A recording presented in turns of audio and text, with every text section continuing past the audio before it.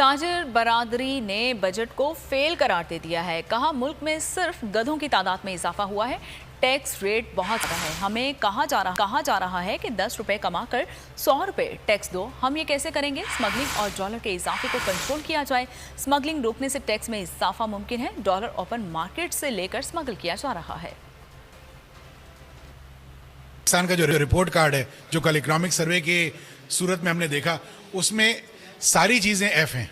सारी जगहों पे हमने एफ ग्रेड हासिल किया है, हर जगह पे हम फेल हुए हैं। सिर्फ एक चीज़ उसमें जो है वो अच्छी नज़र आई है, इकोनॉमिक सर्वे में मुल्क में गधे बढ़ गए हैं। कि टोटल नंबर्स एक्चुअली जिस तरह से 93 अरब का एक रेवेन्यू का टारगेट रखा गया है और उसमें इंपोर्ट्स ऑलरेडी कंस्ट्रेंट हैं, फिजिकल डेफिसिट भी है हमारे पास और हमारे पास balance of trade, balance of payment का भी डिफरेंस है, तो ये टोटल अचीव किस तरह से होगा ये एक हमारे समझने की ज़रूरत है। और नॉन टैक्स रेवेन्यू को जोड़ने के बाद इतने पैसे भी नहीं हैं कि हुकूमत जो है कर्ज़ों की अदायगी के मद में 7,300 अदा कर सके। मैं बतौर कल सिर्फ यही कंक्लूड कर सकता हूँ कि बजट तो खुद बनाना एक चैलेंज था, मगर बजट बनने के बाद एक और बड़ा चैलेंज सामने आ रहा है। देखिए 9,200 का टोटल कलेक्शन है और उसमें से 7,000 इन्होंने इंटरेस्ट पे कर देना है, तो इनके पास कोई इतना बड़ा गैप नहीं बचता।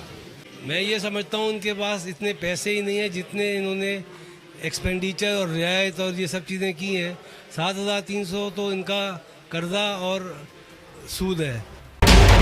बजट 2023 वादों से इरादों तक का सफर और इससे जुड़ी अवाम की नई उम्मीदें। सरकारी मुलाजिम, मजदूर या हो कारोबारी, टिकटिकी बांधे सबकी नजर है इस साल के बजट पर।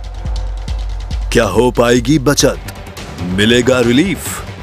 जानिए बजट ट्रांसमिशन में, सिर्फ बोल पे। अदलो इंसाफ की बात सब करते हैं, पर हकीकत में सच के साथ निडर होके खड़े रहने की जुर्रत नजर नहीं आती। बोल ने तश्कील दी 10 कोर्ट रिपोर्टर्स की टीम, जो केस की बेस तक जा पहुंचे। पैनल पे सफे अव्वल के legal experts, court round up Neelam Arshad के साथ, सिर्फ बोल पे। सब्सक्राइब करें और बेल दबाएं ताकि कोई खबर रह न जाए।